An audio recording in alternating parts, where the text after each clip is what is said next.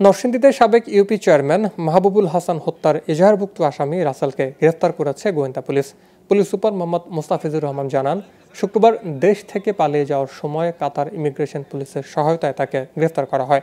এ সময় রাসেল কাতার হয়ে দক্ষিণ আফ্রিকায় পালিয়ে যাওয়ার চেষ্টা করছিলেন। গ্রেফতারের পর তার কাছ থেকে হত্যায় ব্যবহৃত একটি চাপাতি জব্দ করা হয়। কাতার ইমিগ্রেশন পুলিশকে জানায়, সেখানে সে যখন ল্যান্ড করে তখন তাকে কাতার ইমিগ্রেশন পুলিশ তাকে আটক করে 12 ঘন্টা তাদের হেফাজতে ছিল।